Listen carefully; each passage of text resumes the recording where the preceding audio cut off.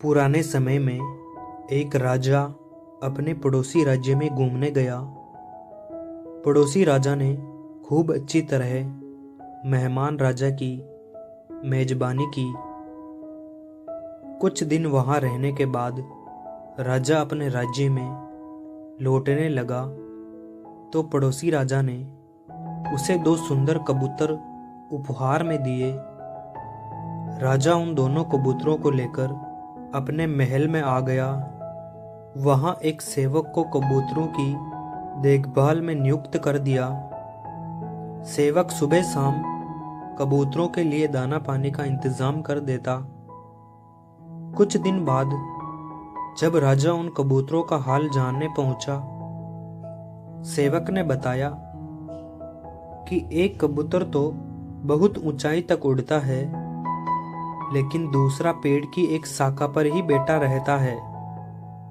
ये जानकर राजा को बहुत दुख हुआ कि दूसरा कबूतर उड़ क्यों नहीं रहा है। राजा ने तुरंत अपने मंत्रियों को बुलाया, लेकिन कोई भी ये नहीं समझ पा रहा था कि दूसरे कबूतर को क्या हुआ है। तभी किसी ने राजा को सलाह दी कि पक्षियों के जानकार को बुलवाना चाहिए। मंत्रियों ने तुरंत ही एक गरीब किसान को बुलवा लिया। किसान पक्षियों का जानकार था।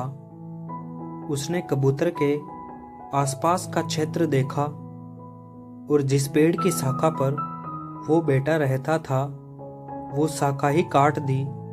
इसके बाद दूसरा कबूतर भी आसमान में बहुत ऊंचाई तक उड़ने लगा।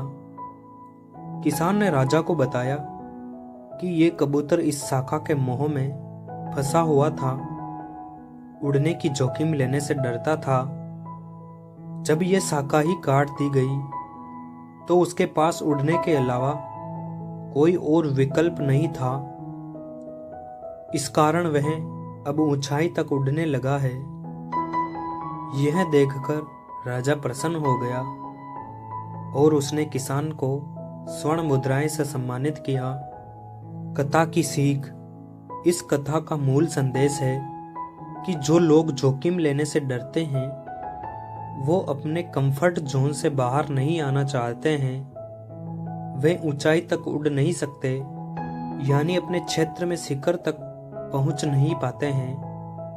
अगर आप भी कुछ बड़ा करना चाहते हैं तो आपको भी जोखिम लेना पड़ेगा, तभी आपके सपने पूरे हो सकते हैं। इस बात का इंतजार नहीं करना चाहिए कि कोई हमारी शाखा काटेगा तब हम उड़ेंगे। इसलिए अपनी शाखा खुद काटो और ऊंचाइयों तक उड़ो। धन्यवाद।